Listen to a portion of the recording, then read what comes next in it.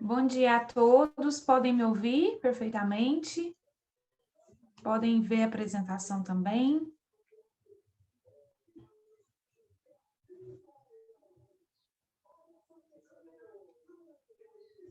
Ok. O apoio Congresso USP me deu aval para começar, isso mesmo, posso começar, o intermediador quer falar primeiro.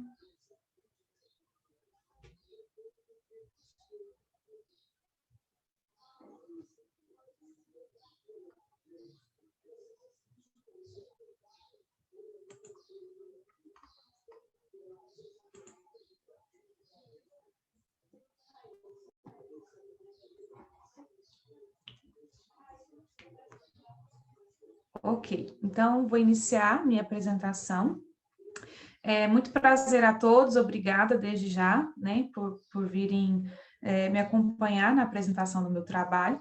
Eu me chamo Ludmila Lopes da Silva Marinho, sou mestranda do programa de pós-graduação em contabilidade, minha linha de pesquisa é contabilidade financeira da Universidade Federal de Goiás.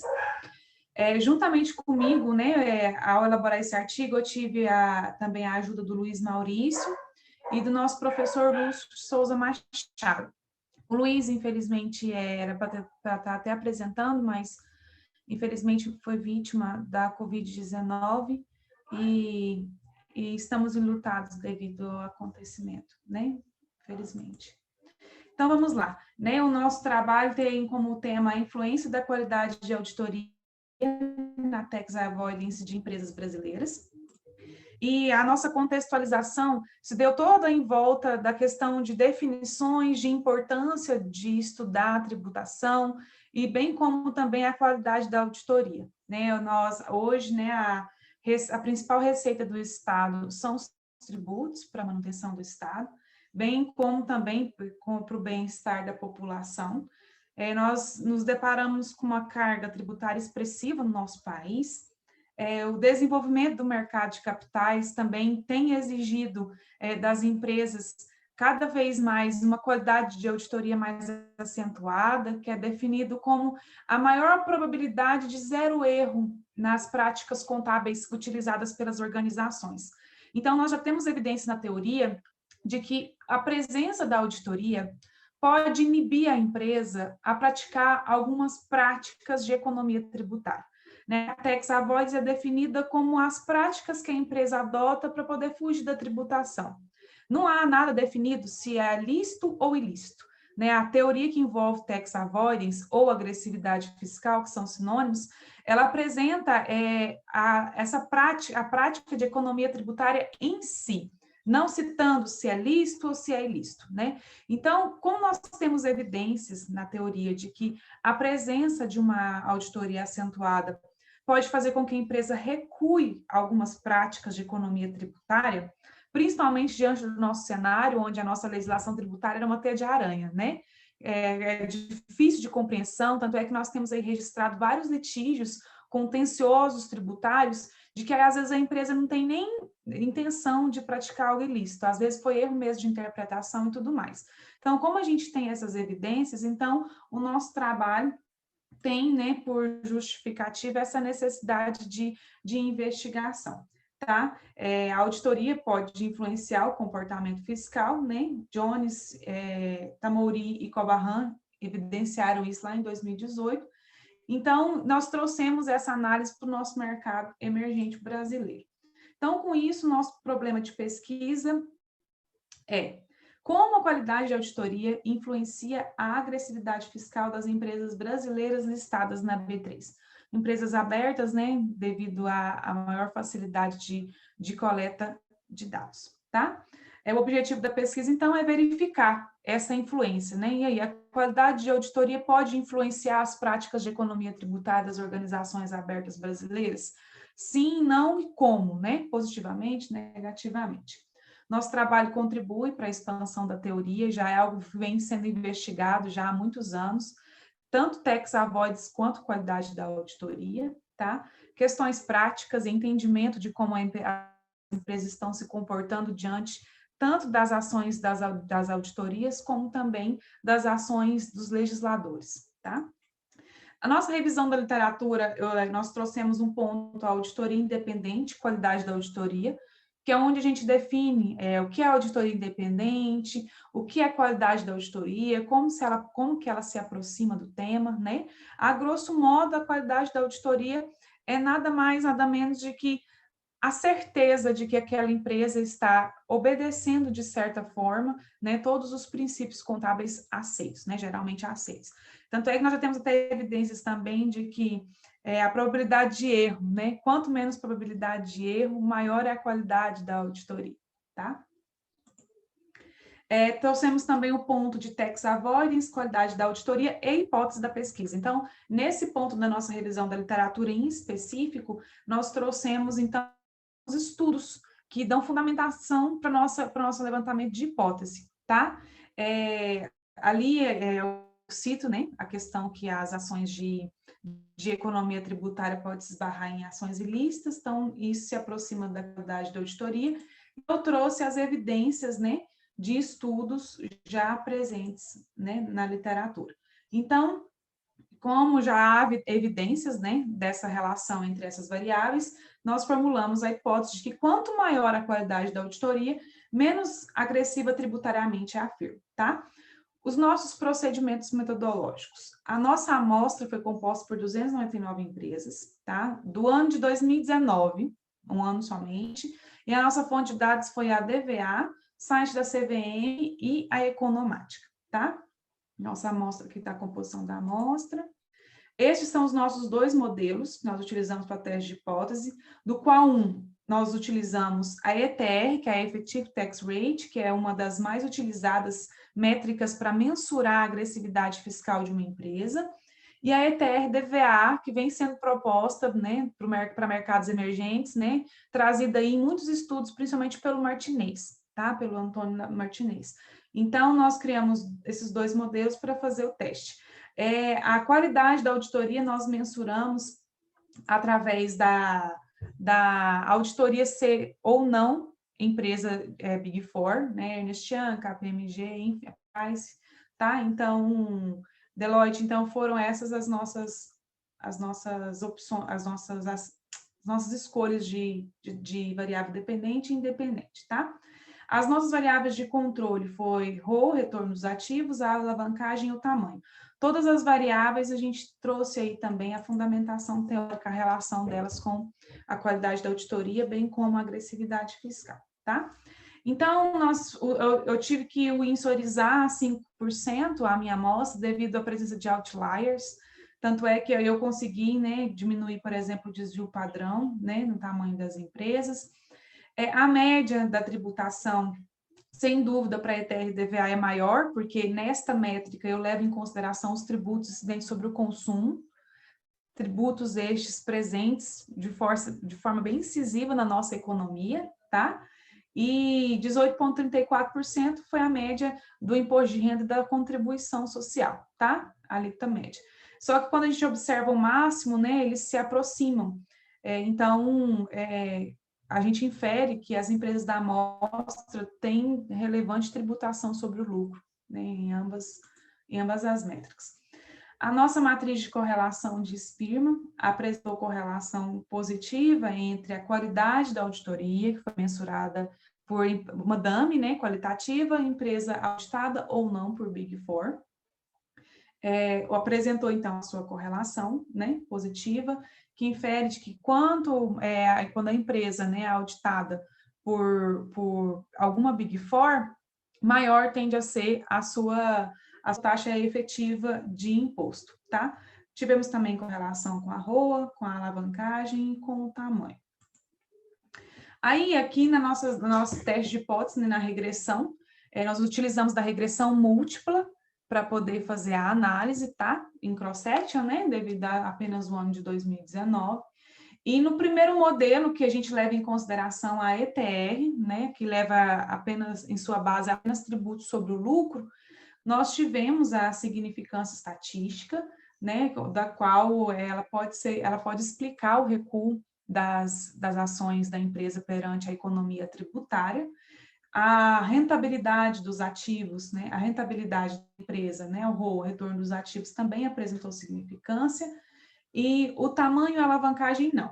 Então, mas na primeiro modelo, né, a hipótese de pesquisa, a gente pôde ter significância estatística nela, e nós podemos inferir que quando uma empresa, né, listada na Bolsa, referente ao ano de 2019, claro, não posso deixar de citar isso, ela apresenta a relação das variáveis, quando auditada por Big Four, ela explica o recuo das empresas perante a tributação. Já no nosso modelo 2, né, nós refutamos a hipótese de pesquisa, né, nós não tivemos evidência significativa, mas nós tivemos evidência para todas as variáveis de controle, né? Então, tanto ROA, quanto alavancagem, quanto tamanho se mostraram explicativas aí, tiveram influência aí na agressividade fiscal das empresas. Também encontrado por demais estudos também na literatura, tá? Carnagaretnan, ele dialoga que a qualidade da auditoria tem relação mais acentuada com a agressividade fiscal quando em cenários onde a proteção do investidor é latente, bem como melhor ambiente de auditoria e pressão do mercado de capitais. Tal raciocínio pode justificar a análise de não poder explicativo da qualidade da auditoria na nossa agressividade fiscal, né, no modelo 2, que é o modelo que a gente utilizou a métrica ITR-DVA, né? Devo frisar que é uma métrica que ainda está em estudo, em testes, tá? Principalmente para mercados emergentes, né? Exclusivamente para mercados emergentes. Então, a nossa conclusão, né? Os resultados são distintos em ambos os modelos, quando eu levo em consideração o tributo sobre o lucro, quando eu levo em consideração também os tributos sobre o consumo, mas no modelo 1, a nossa hipótese foi confirmada. Então, a gente entende que quando a empresa ela é auditada por empresas consideradas mais desenvolvidas, né, mais técnicas em termos práticos, a firma retrai as suas intenções, né, de economia tributária. Já no modelo 2, a hipótese não foi aceita, né, foi refutada devido à falta de significância estatística. Nós temos limitações no nosso estudo, limitações de ausência de análise setorial, porque nós nos deparamos com uma economia onde a carga tributária ela é diferente dependendo do setor da empresa, né, da indústria, do setor da empresa. Então, seria interessante fazer uma análise um pouco mais minuciosa, levando em consideração o setor de bens industriais, setor de construção civil, energia elétrica, enfim, de forma separada, talvez a gente teria achados interessantes. O nosso período, né, alcançou 2019, mas foi de fato até uma vontade nossa mesmo de fazer, porque os demais estudos todos levam em consideração lapsos temporal maiores, né, grandes. Então a gente queria testar e aí um período, né, porque dependendo de ações na legislação, ações na economia, podem afetar, né, as decisões da empresa de economia tributária. Usamos apenas 2 métricas, né? Poderíamos ter, para tax avoidance, poderíamos ter usado a Cash ETR, poderíamos ter usado também a BTD, que é o Book Tax Difference, né? Que são as diferenças entre lucro contábil e lucro fiscal.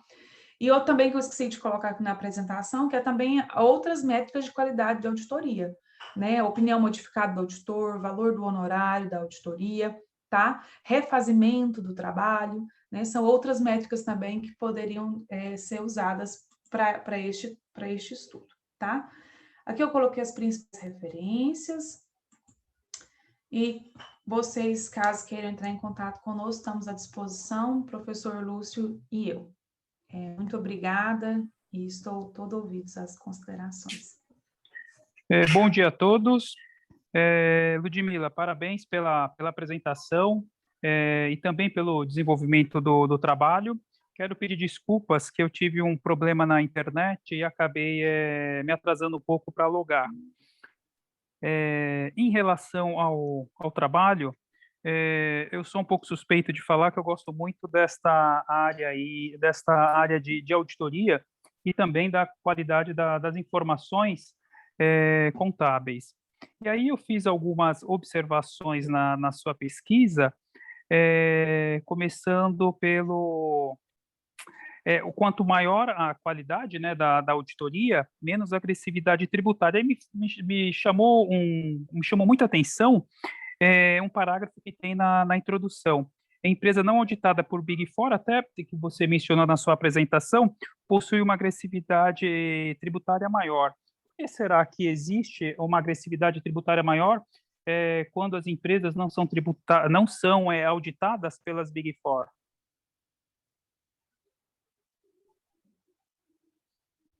O que você acha quando você colocou esse parágrafo no seu trabalho?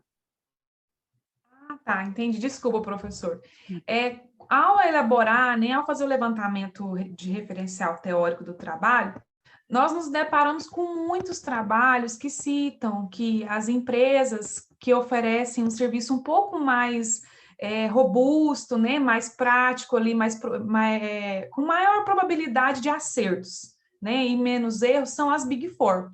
Então, as empresas, quando elas se deparam com a auditoria de Big Four, elas tendem a recuar as práticas de agressividade tributária, até por inferência também na questão de maior probabilidade de pegar os erros da empresa, gerenciamento de resultados, se deparar com práticas ilícitas. Perfeito, perfeito. Eu tive a oportunidade, em 2014, de avaliar até um artigo para o próprio Congresso da USP, de contabilidade, que ele mencionava o quê? Até qual momento a auditoria das pequenas empresas de auditoria, elas são independentes em relação ao cliente, né? Porque eles levaram em consideração até o peso dos honorários, qual que é a inferência dos pesos do peso dos honorários daquela empresa em relação até ao parecer da auditoria que essas pequenas empresas acabam oferecendo. Eu tive uma oportunidade de um trabalho que eu estava sendo auditado, a auditoria em um cliente, né?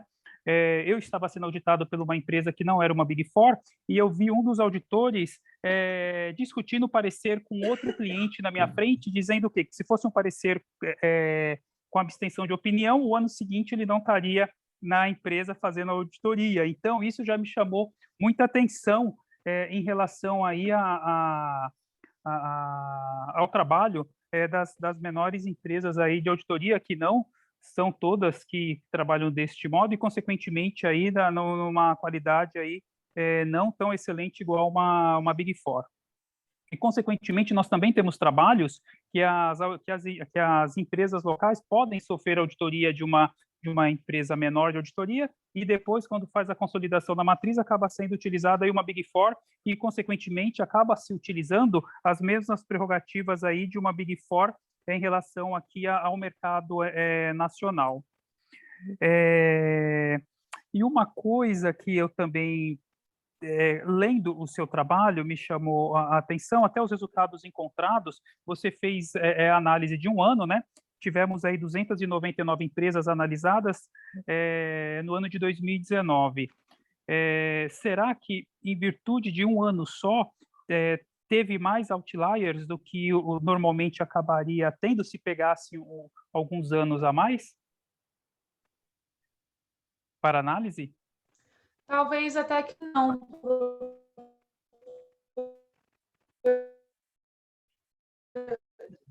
Acredito que até que não, professor. Acompanhadas, elas têm um crescimento um pouco mais que linear no decorrer dos anos, sabe?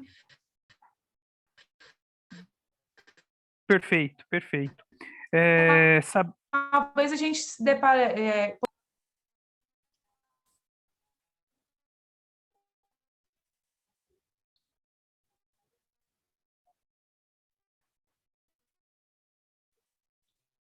Oi, Ludmila? Agora eu posso te ouvir. Antes, não. Ok. Legal. E uma outra coisa também, até de sugestão, sabemos que aqui no Brasil nós temos as particularidades tributárias, consequentemente até, por exemplo, o juros sobre capital próprio, né? Que aqui no Brasil nós temos, e, consequentemente, outros locais aí acaba não tendo, por exemplo, aí o advento do juros sobre capital próprio, e, consequentemente, acaba interferindo nos resultados aí também, numa forma de planejamento tributário para redução aí dos impostos diretos. Uma sugestão do seu trabalho, você poderia estar aplicando nos principais países aqui do Mercosul, os três principais países, por exemplo, Brasil, Argentina e Chile, respeitando aí as particularidades aí da tributação, mas ficaria um trabalho bem interessante. São países emergentes e, consequentemente, iria contribuir bastante aí para a teoria que está sendo fomentada aí em países emergentes. Porque temos que levar em consideração que países desenvolvidos têm, consequentemente, uma outra infraestrutura econômica do que nós, países emergentes. E eu creio que ficaria bem interessante para pesquisas futuras ter uma abrangência aí, por exemplo, nos três principais países aí do Mercosul, Brasil, Argentina e Chile.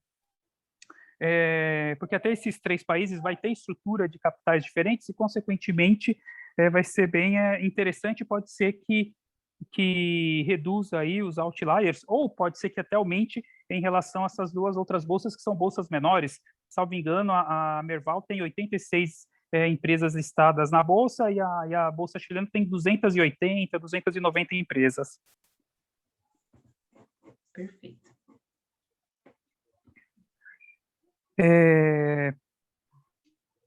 Para o pessoal que está na sala, alguém quer fazer alguma pergunta, quer contribuir, algum questionamento?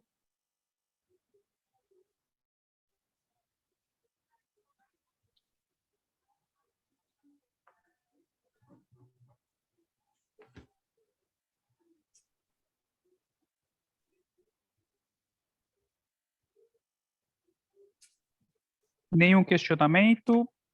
Alguma dúvida? Ludmila, parabéns pela apresentação, foi um ótimo trabalho, uma ótima pesquisa. Eu sei das dificuldades de levantamento dos dados, de trabalhar esses dados, a parte da econometria aí é difícil, não é fácil, mas no final o trabalho fica ótimo. E agora o próximo passo aí é escolher um periódico bem interessante aí para submissão aí, que é sucesso garantido. Parabéns.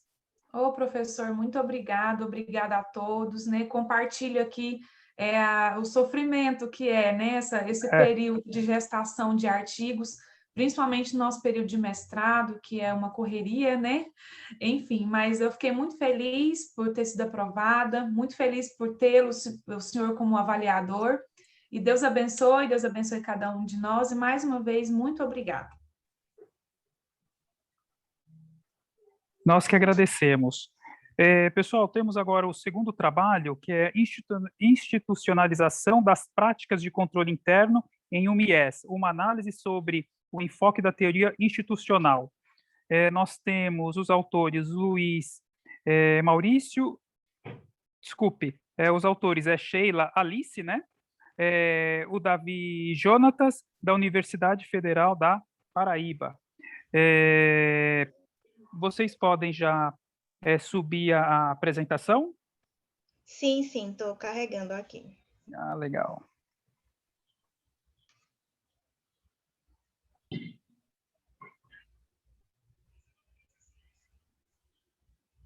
Todos conseguem ver? Sim, estamos visualizando.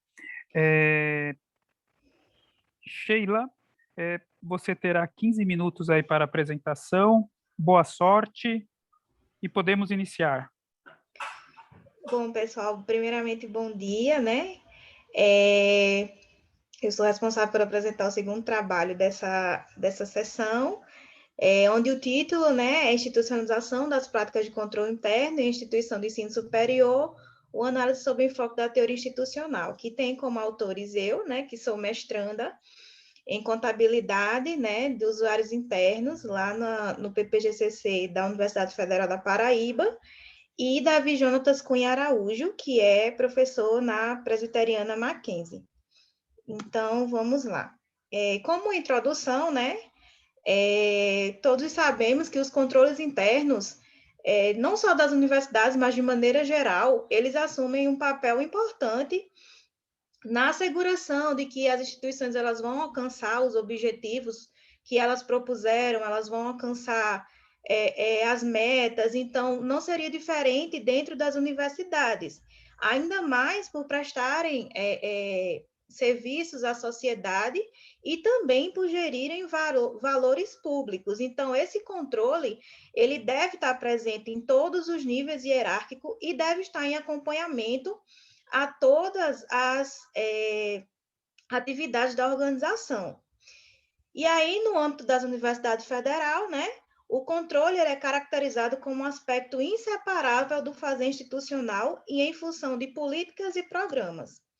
Então, assim, é de tamanha importância que haja esse controle que, tanto no âmbito federal quanto estadual, a instalação do controle interno é uma exigência determinada pela Constituição Federal de 88.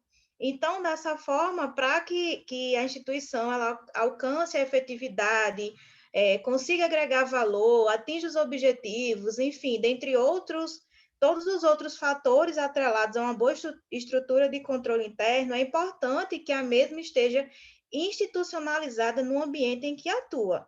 E essa institucionalização seria ela já ter hábitos, ela criar regras, rotinas dentro da empresa.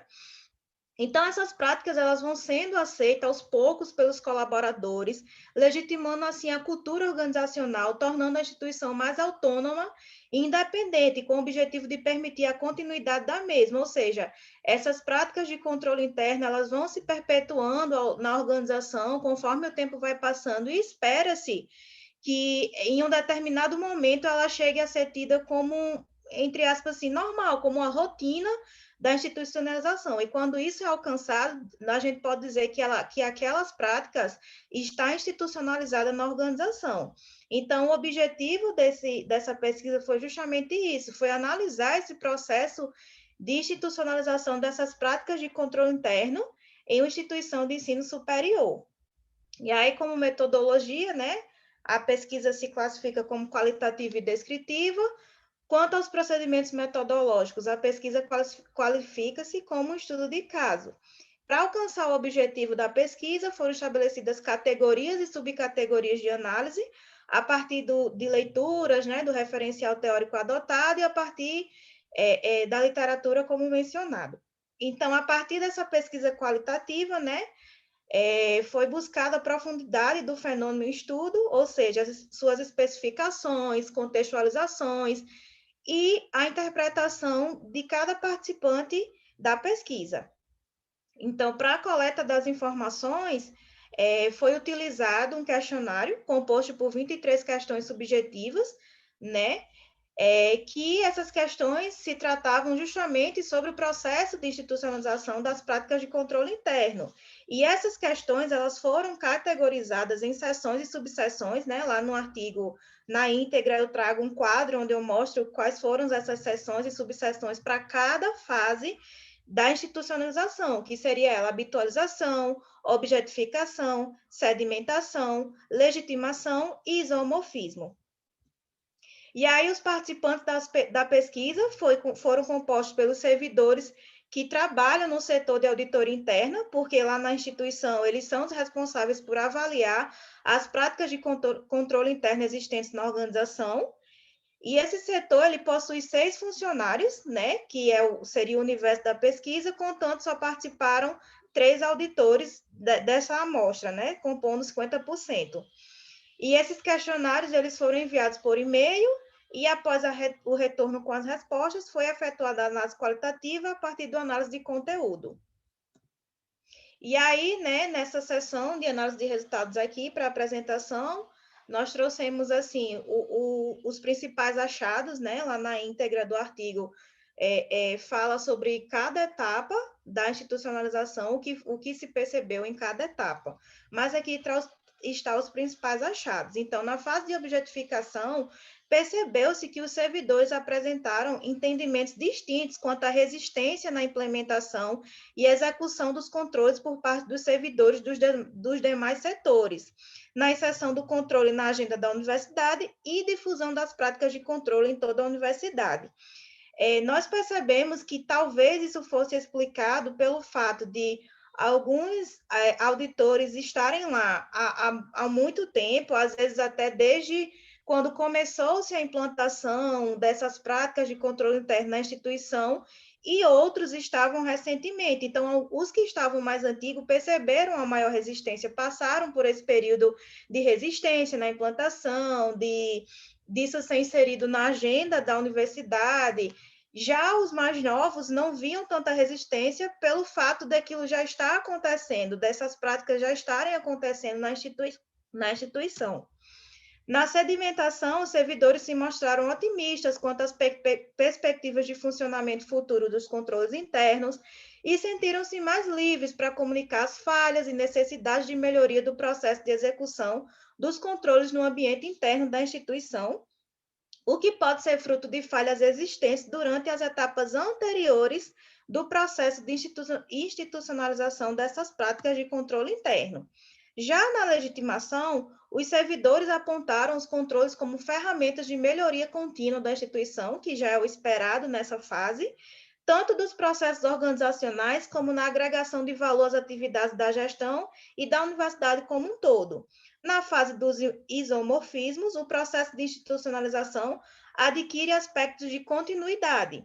E na instituição pesquisada foram percebidos aspectos do isomorfismo mais na avaliação das práticas de controle interno executada pela auditoria do que na etapa de implementação dessas práticas. Então, de modo geral, pode-se concluir que de todas as fases do processo de institucionalização, desde a habitualização até o isomorfismo, a dissedimentação foi a que expressou um maior nível de criticidade por parte dos servidores da auditoria interna. Nas demais fases, como a habitualização, objetificação, que são as etapas iniciais, os servidores eles não apresentaram concordância entre aqueles com maior e menor tempo de admissão do departamento, conforme eu mencionei anteriormente. Então, após fazer a análise qualitativa, nós também utilizamos o software Iramutec para fazer uma nuvem de palavras e confirmar algumas partes da análise qualitativa que fizemos. Então, a análise ela confirmou que os servidores se reportaram aspectos que confirmam ações correspondentes a todas as fases do processo de institucionalização das práticas de controle interno na instituição de ensino pesquisada, apesar da auditoria interna concentrar-se na avaliação dessas práticas e por possuírem um entendimento mais crítico do processo de institucionalização na fase de sedimentação. Então, dessa forma, eu concluo, né? Nós concluímos nossa apresentação e aqui fica o nosso contato, caso alguém tenha um interesse ou queira nos procurar.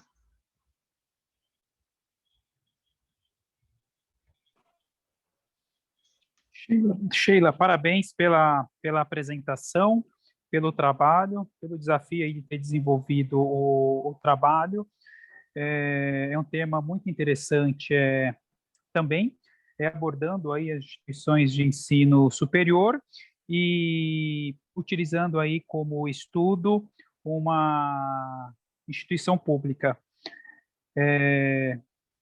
Eu vi que você colocou na sua pesquisa, num dos primeiros parágrafos, no desenvolvimento dela, mencionou aí sobre desde o início aí, na década de 90, que as instituições de ensino superior, um negócio interessante, ou seja, se tornou um negócio interessante aí para os investidores, né? O que me veio à cabeça é que nós não podemos perder a qualidade aí no ensino, ou seja, pulverizou muito o ensino superior. E eu creio que, pelo estudo que você fez, me fez lembrar muito, me remeteu muito também a qualquer tipo de quebra de paradigma, quando você entra com um processo novo, pode ser uma instituição pública ou privada, você vai mexer na zona de conforto das pessoas. E a sua pesquisa veio a refletir isso. Pessoas que estavam no cargo um tempo menor, tinha mais aceitação aí nos controles internos do que aquelas pessoas que já estavam lá, vai entrar esse controle aqui, será que alguém quer pegar o meu erro? E, consequentemente, isso me fez refletir no quê? só muda o local, porque quando você faz a implantação de controles internos, para você ter controle interno, você vai ter que precisar do quê? Mapeamento de processos, que você colocou na sua pesquisa. E aí você vai mexer com a zona de conforto das pessoas. Quando se fala-se de iniciativa privada, nós vamos o quê? Tentar, né? Vai ter um trabalho com o Departamento de Recursos Humanos, explicando a importância e, consequentemente, se aquela pessoa vai se adaptar ou não. E, dependendo dos casos, na iniciativa privada, tem o quê? Muita saída das pessoas mais antigas em virtude dessa quebra de paradigmas e, consequentemente, de cultura organizacional. Quando se fala-se de instituição pública, é mais difícil, né? Porque você vai ter que o quê? Ter um trabalho ferrenho de fazer a pessoa se comprometer aí, a aderir aí aos controles internos e, consequentemente, aí a instituição ter esse controle e, consequentemente, não é uma fase isolada, mas sim ele é contínuo. A instituição perpetuando esse trabalho de controle interno, de aperfeiçoamento e, consequentemente, de trabalho de gestão e de cultura organizacional vai ter que ser ad eterno junto com a empresa, junto com a instituição de ensino aí analisada.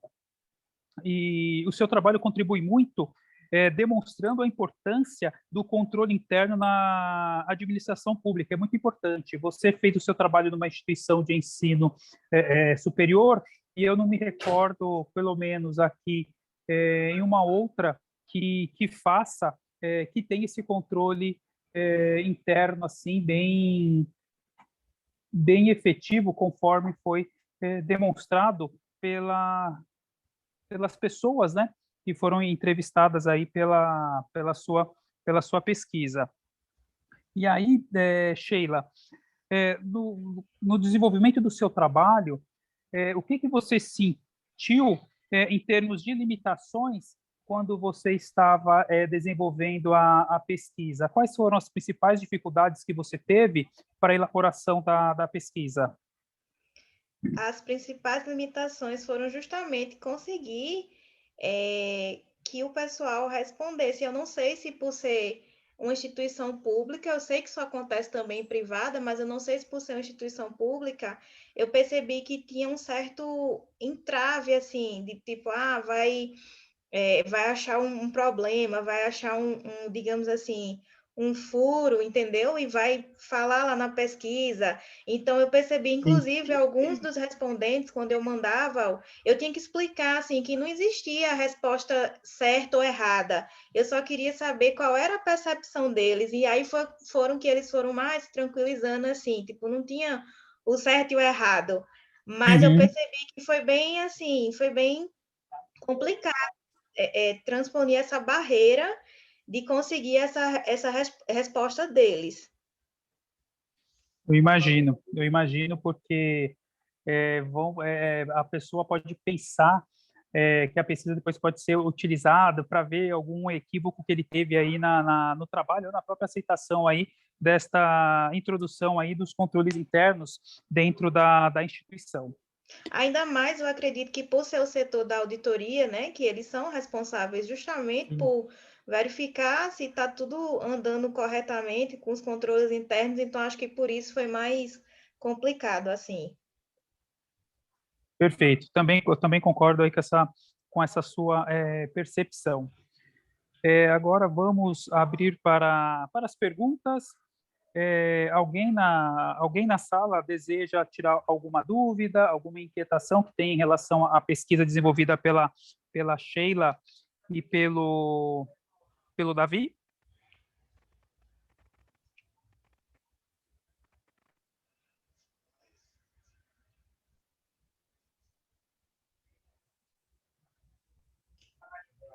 Bom dia. Vocês estão me Bom ouvindo? dia. Sim. Sim, estamos. Não é uma dúvida, eu só queria fazer um comentário sobre essa questão do estudo do controle interno, né? Eu sou mestranda do programa de pós-graduação em Administração e Controladoria Profissional da Universidade Federal do Ceará, e a minha dissertação vai ser, inclusive, nessa temática. Por isso que eu escolhi aqui assistir o artigo. E das pesquisas que a gente faz, eu achei interessante o trabalho dos meninos, porque geralmente o estudo do controle do controle interno é feito com base na metodologia COSO, né? A gente vê muitos estudos em relação a isso. Então, é interessante ver um estudo adotando uma base teórica diferente, né? No caso da teoria institucional. E aí eu queria parabenizar os meninos pelo trabalho, né? Ficou muito interessante, muito legal. Vou, inclusive, dar uma lida melhor para ajudar na minha dissertação.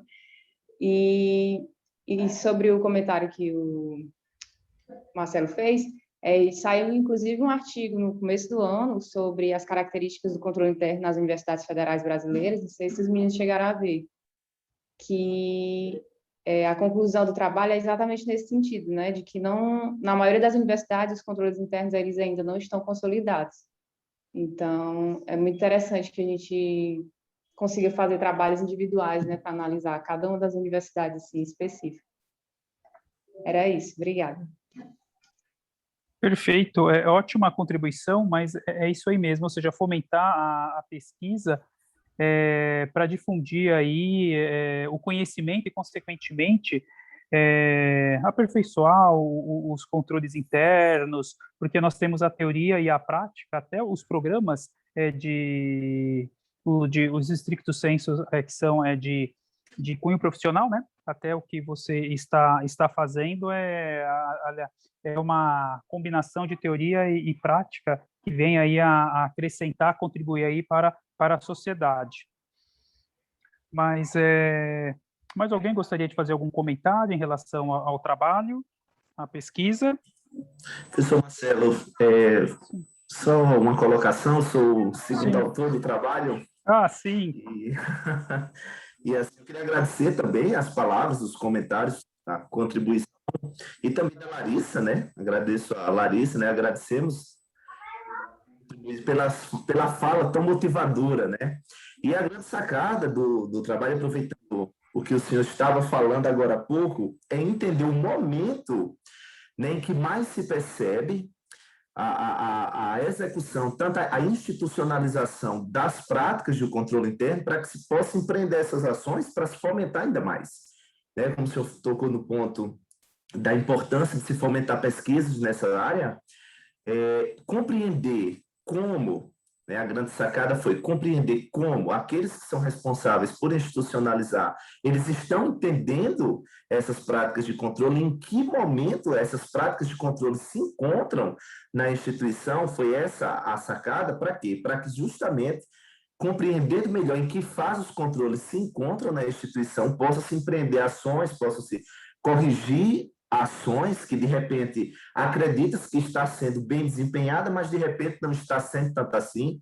Né? Então, é uma maneira de compreender como esses controles existem dentro da organização para que se fomente, né? Para que se chegue, se alcance esse objetivo que o senhor citou aí, né? Para se fomentar, então a gente procurou entender como é que eles estão existindo, como é que eles estão sendo compreendidos, para que a gente possa aí trabalhar mais esse tema, né? Como o senhor falou, fomentar, porque tem coisa, viu? Tem coisa para a gente investigar aí que não é brincadeira. Obrigado, professor. Eu quem agradeço, mas é isso aí mesmo, Davi, tem muita coisa aí para ser pesquisada e entender nesse bojo. Verdade, obrigado. Mais alguém gostaria de fazer algum comentário?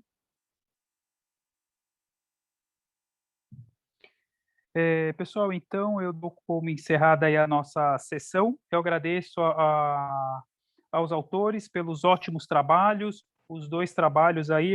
Eu creio que agora o próximo caminho é escolherem aí periódicos interessantes aí para submissão, que vai ser sucesso aí garantido aí por esses 2 artigos que foram apresentados com muita fundamentação teórica, bem interessante, com achados interessantes também, que vai contribuir aí para tanto a área acadêmica como para a área profissional aí desses 2 artigos. Agradeço a presença aí dos demais aí dos demais na nossa sessão. Muito obrigado a todos. Eu espero aí que continuem aí desfrutando do congresso e até o próximo ano. Um grande abraço a todos.